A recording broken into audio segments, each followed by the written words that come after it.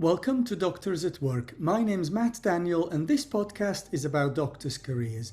It's part of my mission to help other doctors create successful and meaningful careers. Today's topic is about the F1 career transition, and I'm having a discussion with Wen Wang, who researched this area. Now, starting work is a very challenging time, and Wen tells me that many of the challenges revolved around uncertainty. Of course, senior doctors can help new doctors successfully enter the world of work, and new doctors can themselves create change for themselves and for others. New doctors are the senior leaders of the future and can start influencing cultures right from today.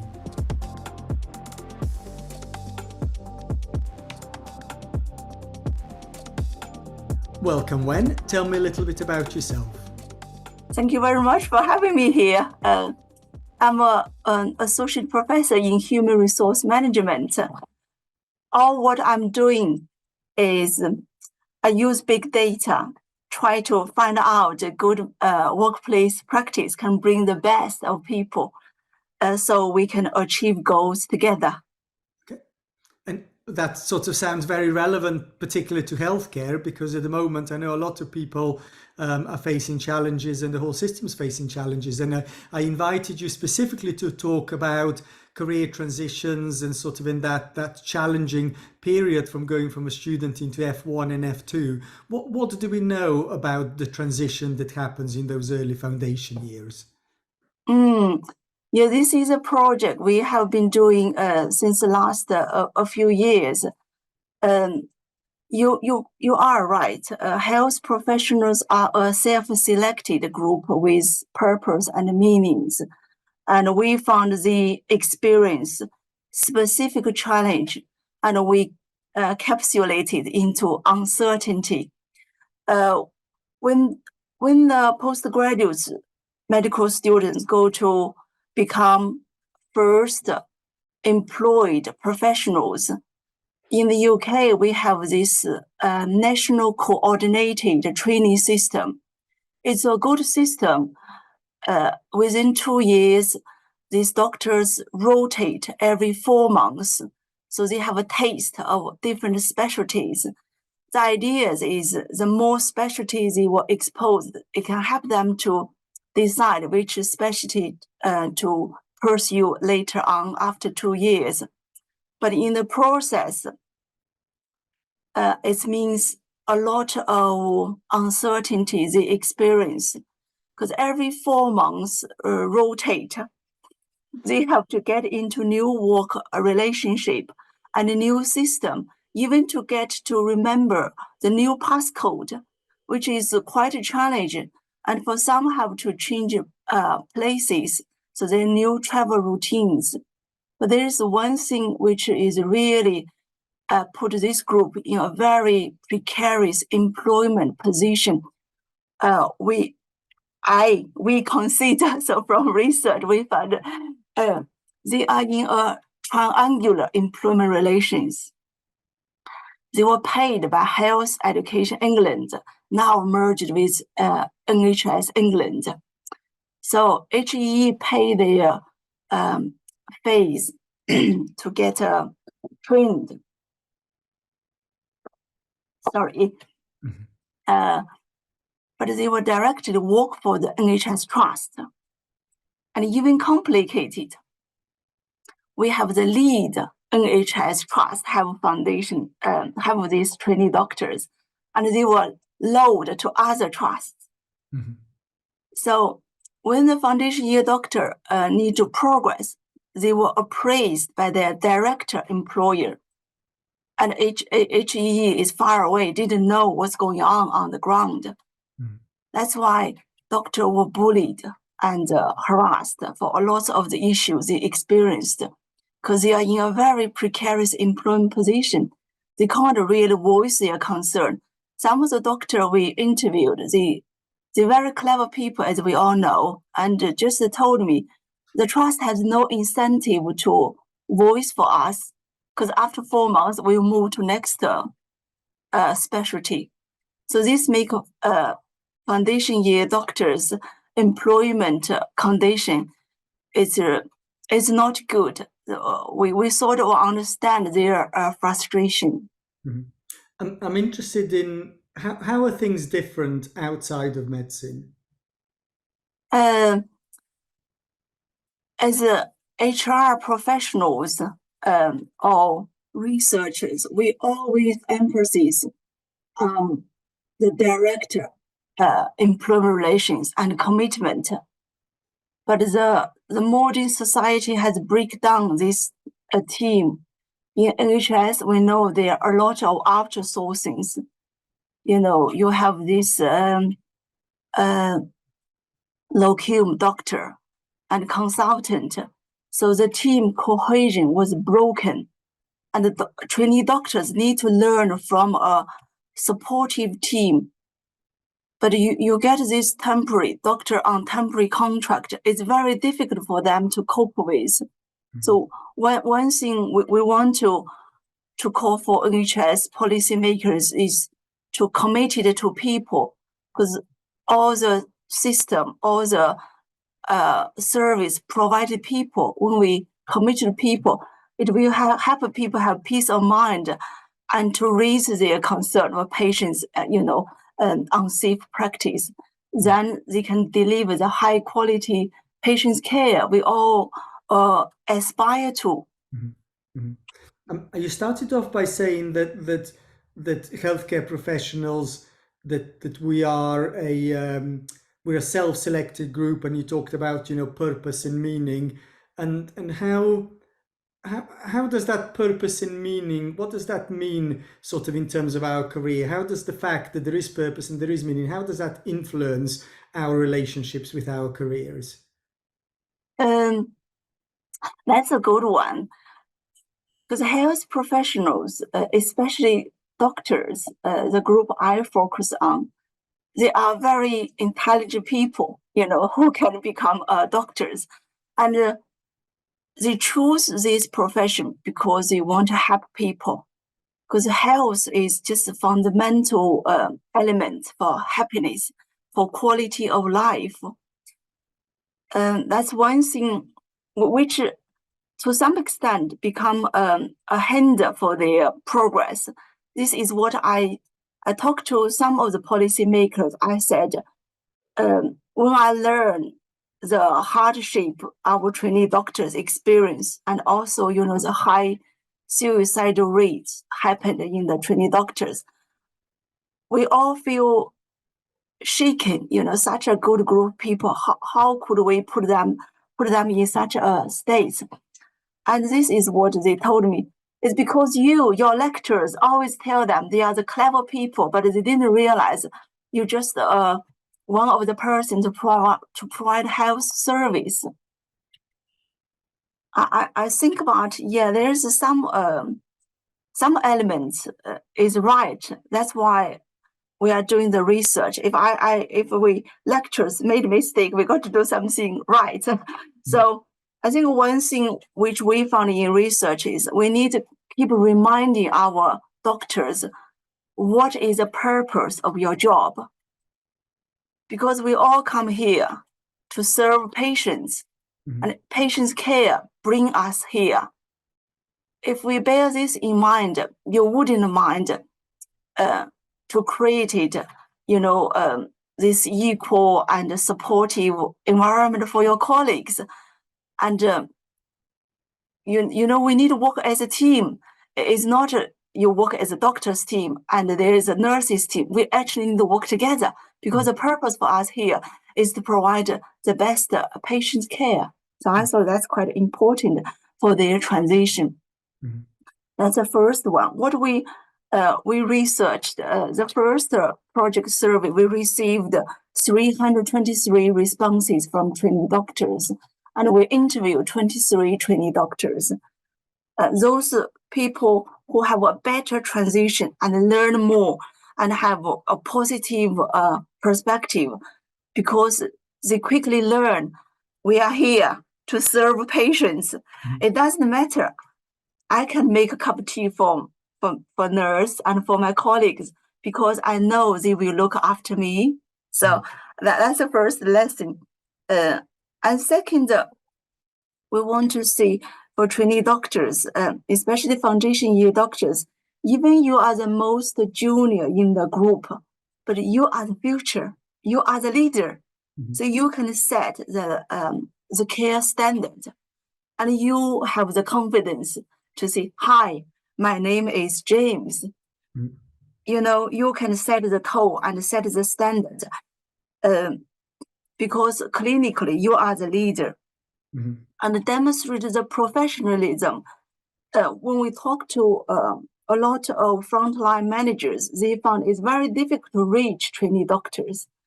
They use all sorts of personal WhatsApp, personal phone numbers. They couldn't get hold of trainee doctors. So we need to demonstrate professionalism and let them know you are there to provide patients care and always keep the promise. One of the doctor, and she went to the extreme, and she said, I just tell my team, I never say no to them. Whatever you ask them, I tell them, if I can't do it now, I explain why, and then I explain what time I will be there. Mhm. I thought that's very good practice.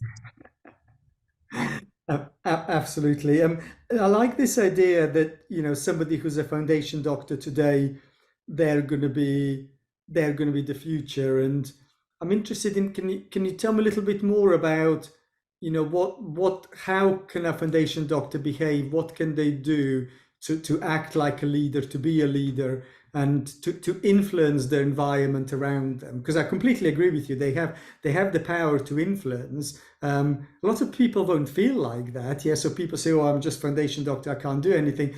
I disagree with that. I completely agree with you that a foundation doctor, they have a huge amount of influence onto the world around them. So what can people do with that influence? Thank you. I think because doctors are the fresh air into the fresh blood into the system. And in theory, we lecturers always teach them the most forefront knowledge, not just technique, also the progress of society, of human being. For example, the inclusivity and how to treat patients with all the things we learn. And all these, they can put into good practice. For example, foundation year doctor told me when she talked to the patients would like to be referred as a she because he has changed gender. And she followed this through when she changed over to a consultant, and she gave all this information to the consultant that the patients rather would like to be addressed as a she, and we need to bear this in mind. I thought that's brilliant. And also they have this equality. They understand the purpose here is to serve patients. And one of the doctor told me, all the people know I'm Gemma. No person will know I'm Dr. blah, blah. Because I remember everyone's name. And even the porter, even the, any domestic staff, we all address each other and by name, and we support each other. So we started a very good day to check on each other. How are you? How do you feel?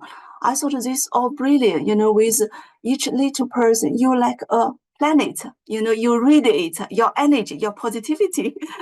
So which you set the tone and the positive environment you're going to set. And one of the doctor told me, the consultant said, oh, I don't need to remember your name because you're going to leave in 2 weeks.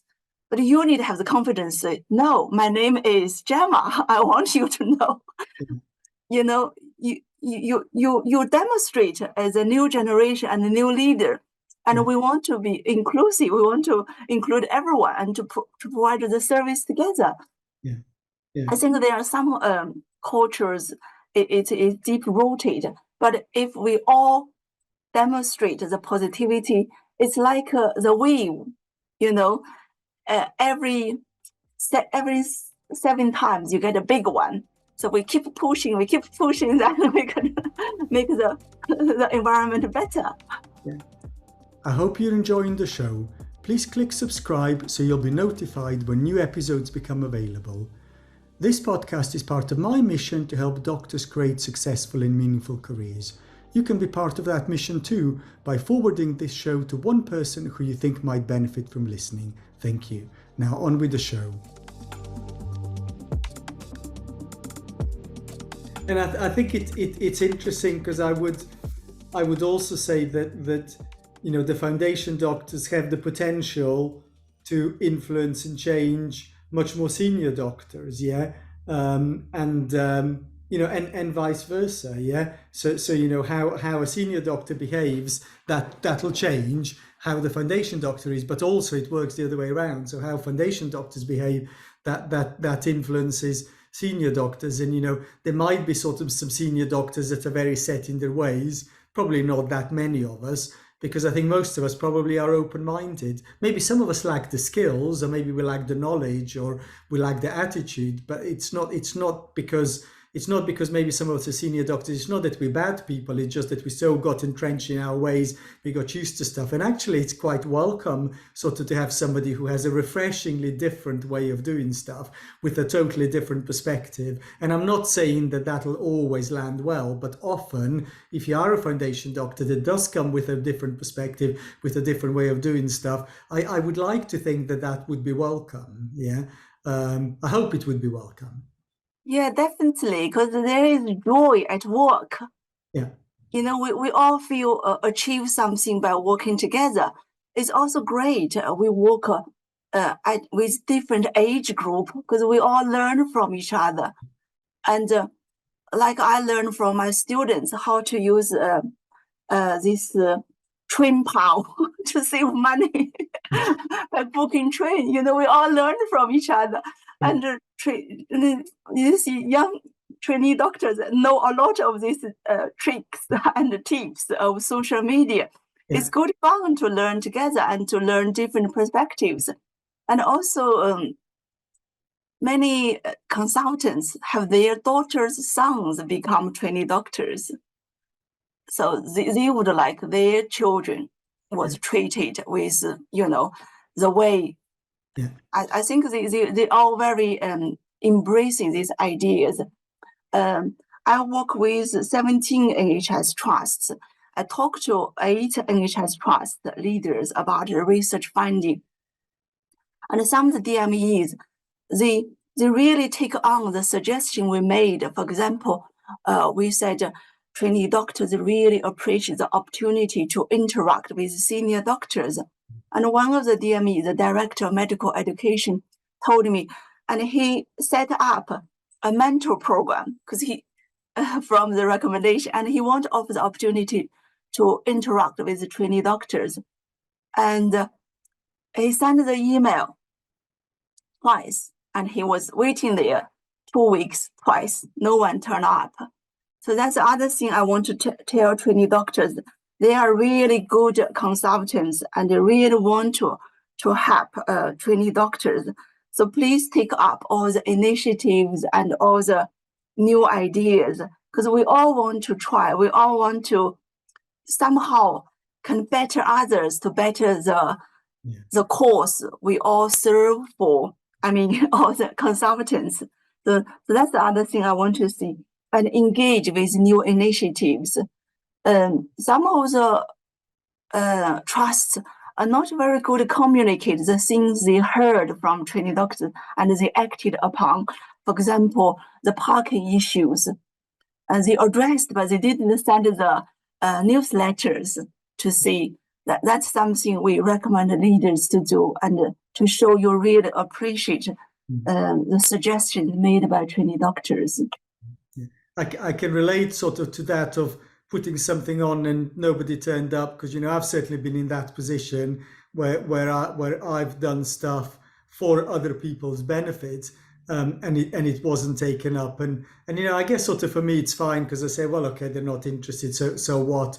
I'll move on. It is a bit disheartening because I guess if there's a bunch of us that are putting things on to try and make the world better and there is no uptake, then people stop doing it, don't they? So there's I don't know, it feels like from what you're saying, there's an obligation for maybe the senior doctors. We have an obligation to support others and to put on things that support others. But that again is a two-way process, because the early career doctors, they have an obligation to turn up, because if they don't, then I'm simply going to stop doing it. Yeah, because that's for those of us that are there to make the world a better place. We need to feel that we're making the world a better place. Yeah.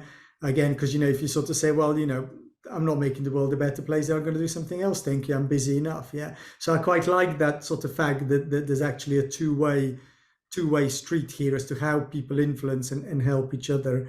And I really like sort of the idea of what people can do as frontline doctors, because again, often if you are a senior doctor, you don't know what happens on the ward, you don't know the ward nurses, you might know the people in clinic or in theatre. In my case, I probably don't know the ward nurses that much, because I don't spend that much time there, and I spent very limited amount of time with the patients, because the people that spend more time with them are the people that are doing the bed sheets, the people serving them food, and the people that are looking at the drug charts and doing the clerking and the cannulas, because they spend far more time with the patients than I do. So in that kind of, that's really, really useful. And those roles for me, as I said, whether it is the person that serves the food or the person that changed the beds, or whatever sort of role an F1 or F2 might do, that's really crucial information that actually, as a consultant, I have no access to that information.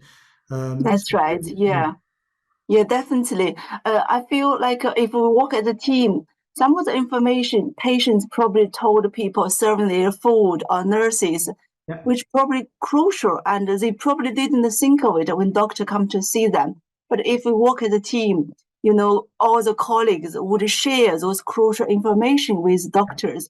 It can help a lot.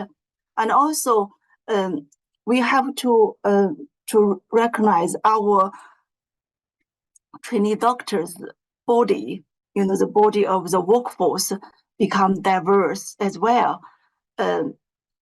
When we look at our survey, we have almost half doctors, trainee doctors, are the first generation from the family into medicine.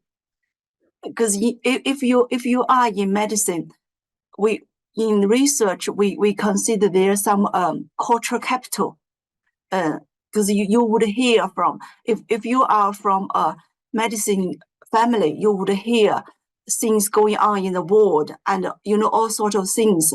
Like one of the consultant I met, and his granddad was a doctor in 1871.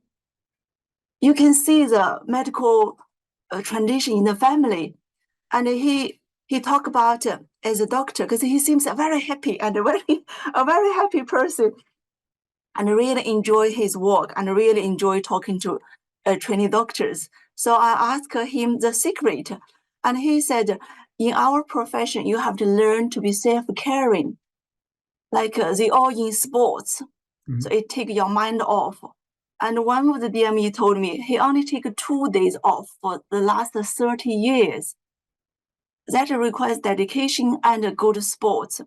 And he said, if you know you're going to have night shift, you better bring your nighties with you, have some healthy snacks, and book a room, so you're going to stay there. You got to look after yourself.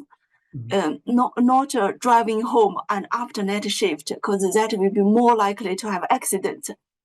I thought that's so important, because those are problems from the medical family, the cultural capital, and they know if trainee doctors come to the sessions offered by consultant, include yourself, and little things you talk, it will really expand the things they wouldn't from their own social circle. So that's why it's very important for trainee doctors to take up all the initiatives, especially to have opportunities to mix with senior consultant to learn, the little things which actually can enlighten you a lot. And in fact, this morning I was talking to medical students, and we were talking about leadership, and we talked about servant leadership as one of the leadership models. And we talked about this idea of putting other needs before yours. And my view on that is, well, that's all very well, but how long can you put other people's needs before yours? Because you might be able to put other people's needs before yours, for a shift, a couple of shifts, maybe, I don't know, maybe a couple of years. But if you're going to work for 50 years, you're not going to be able to sustain working for 50 years if you're always putting other people's needs before yours. And I suppose it depends on what we mean by needs. As you were talking about, am I putting other people's careers before my personal career progression, money, titles, whatever, then, yes, that's one thing. But if I'm not sleeping, if I'm driving home tired, I'm exhausted, I'm not looking after myself, I'm overweight and unhealthy, then I won't have a 50-year-long career where I'm going to be in a good position to serve others. Yeah. So in order to serve others, you need to be in a good place yourself. Definitely to sustain yourself, to be able to serve others. And if there are issues, always put pressure on trainee doctors. So the system was made by people. We have to raise these issues.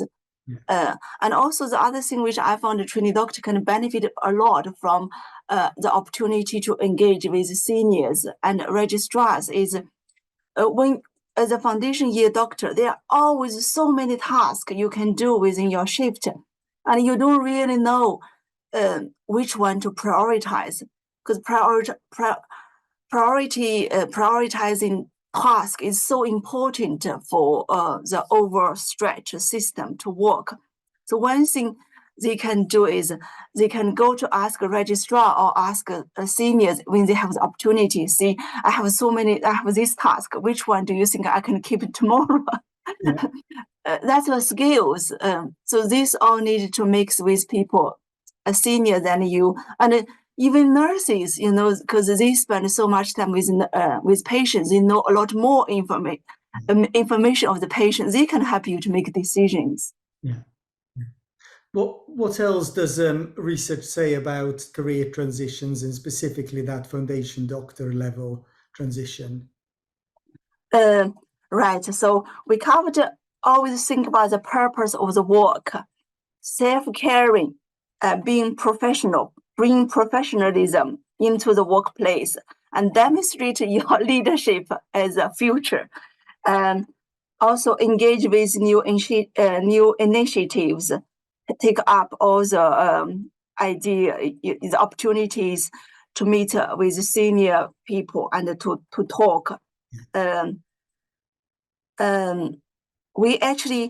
I summarize into 3 R's. But the 3 R's is for the leaders. I think it's probably sounds relevant for trainee doctors. Yeah. Right. So, yeah, I put it there. One is I ask leaders to be responsiveness, especially senior leaders like CEOs, MDs, and DMEs and consultants, to offer this opportunity for trainee doctor to have direct voice because of this national coordinated system. Sometimes their needs fell through the cracks. For example, they didn't get paid 4 months, and the parking space and their study space. So this has to be addressed at the trust level. So we want a trainee doctor to take advantage of the opportunities offered to interact with senior management teams and to know their place, HRs, and to raise these issues. Because if you don't see, how could other people know? And second, we talk about relationship, and just to always reflect on the purpose of the work is to provide the best patient care. Mhm. Therefore, build a positive relationship and set up the tone as a leader. And my name is Gemma, and what's your name? To know all your team members' name, address each other by name, even the porter and even all the colleagues. Mm-hmm. And we also talk with the other R, the recognition. So we want a trainee doctor to recognize you are a learner, so don't be afraid to ask a question. anything. If you're not sure, just ask. No one's going to laugh at you. You're just going to become a best doctor. People would admire your spirit to learn, because that's why you are here. What else we do?